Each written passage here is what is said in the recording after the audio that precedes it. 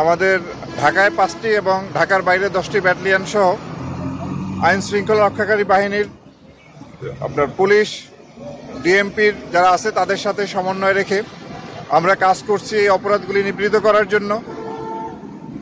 ইতিমধ্যে বেশ কিছু ছিনতাই, চাঁদাবাজি, দস্যুতার মতো ঘটনা ঘটেছে।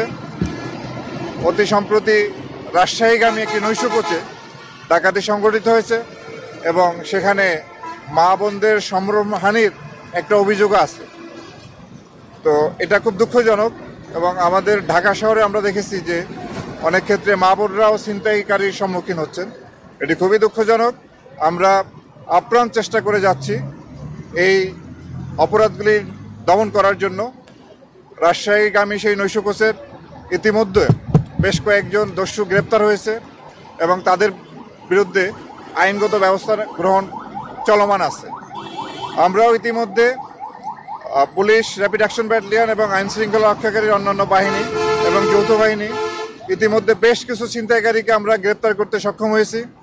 এর মধ্যে উল্লেখযোগ্য, আপনারা জানেন যে গত কয়েকদিন আগে মোহাম্মদপুর এলাকা থেকে কবজিকাটা আনোয়ার নামে এক ভয়ঙ্কর এক সন্ত্রাসীকে গ্রেপ্তার করা হয়েছে এবং তারও পূর্বে মোহাম্মদপুর এলাকায় যে জেনেভা ক্যাম্প নামে পরিচিত জায়গা, সেখানে দুটি বিবাদমান গ্রুপ যারা সেখানে চাঁদাবাজি, সন্ত্রাসী কার্যকলাপে লিপ্ত ছিল। একটা হলো আপনার চুহা সেলিম আর একটা হলো সোহেল। এই দুই গ্রুপের যে লিডার তাদেরকে আমরা গ্রেপ্তার করেছি।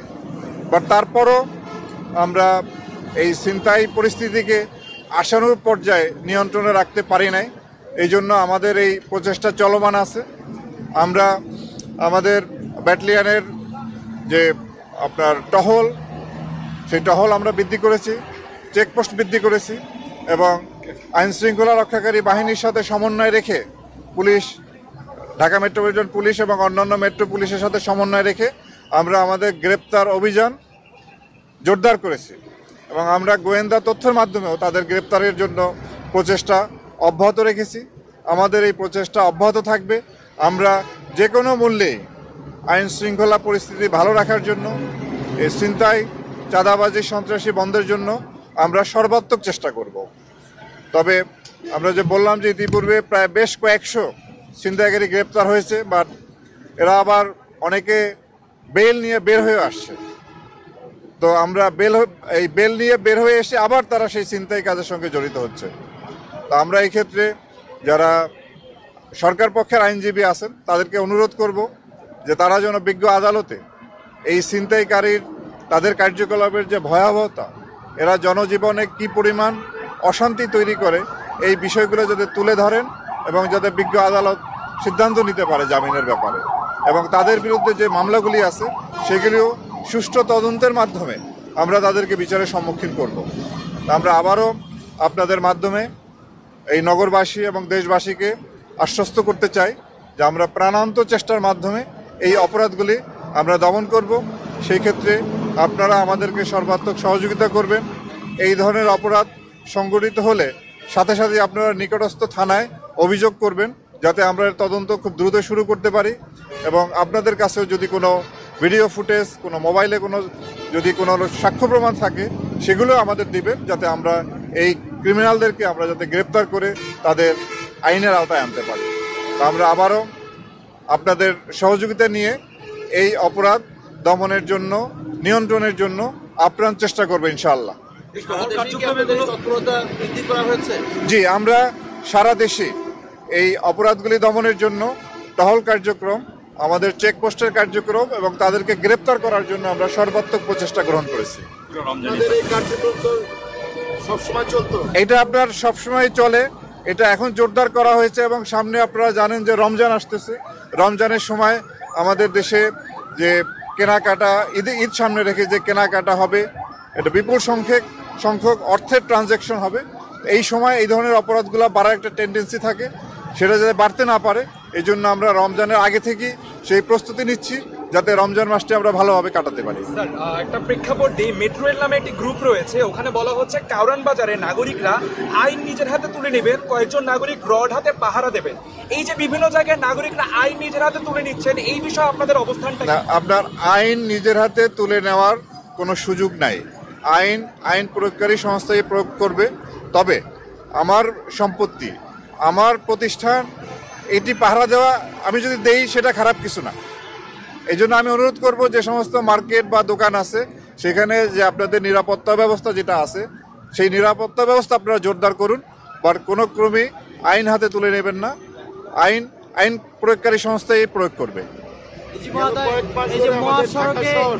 এখনো নিরাপদ না, ছিনতাই বেড়েছে তুলনামূলক, অনেক চাপাতি নিয়ে ওপেন প্রকাশ্যে ছিনতাই হচ্ছে, আমাদের নিরাপত্তা কেন ব্যাহত হচ্ছে? এই জন্যই তো আমরা আজকে আপনাদের সামনে এসেছি। আমরা আবারও বলি, জোর দিয়ে বলেছি, আমি প্রথমেই বলেছি যে এই অপরাধগুলি সাম্প্রতিককালে বৃদ্ধি পেয়েছে। এইগুলিকে নির্মূল করার জন্য, এই অপরাধীদের গ্রেপ্তার করে তাদের আইনের আওতায় নেওয়ার জন্য আমরা আমাদের কার্যক্রম জোরদার করেছি এবং ইনশাআল্লাহ সামনে হয়তো এই পরিস্থিতি আমাদের নিয়ন্ত্রণে আসবে। কেন দেশের এই অবস্থা আর কি, আইন শৃঙ্খলার অবনতি হয়েছে আপনার কি মনে হয় আর কি? আপনার চুরি ডাকাতি ছিনতাই এটা বৃদ্ধি পেয়েছে।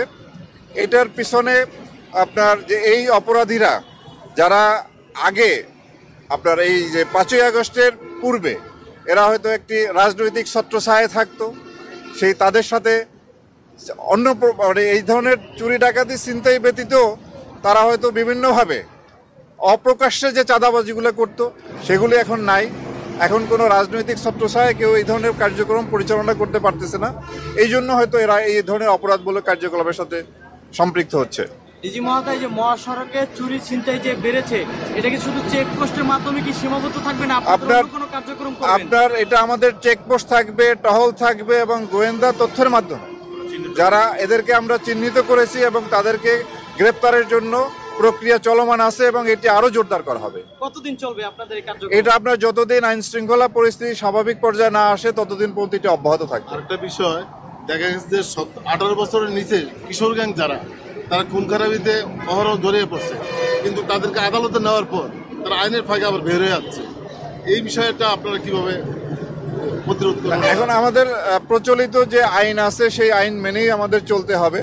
সুতরাং কেউ যদি শিশু আইনের কোনো বেনিফিট পায়, আইন তাকে সেই অধিকার দিয়েছে সেটি সে পাবে। তবে আমরা আপ্রাণ চেষ্টা করব এই ধরনের অপরাধের সাথে যারা সম্পৃক্ত তাদেরকে আইনের আওতায় নেওয়ার জন্য। ধন্যবাদ আপনাদের। এখন পর্যন্ত কতগুলো টিম কাজ করছে, ভবিষ্যতে বাড়ানোর কোনো পরিকল্পনা? আমাদের এখন প্রতিটি ব্যাটালিয়ন থেকে 4টা থেকে 5টা টিম চলমান আছে এবং সামনে হয়তো রমজান মাসে এটি প্রয়োজন হলে এটা বৃদ্ধি করা হবে। ধন্যবাদ।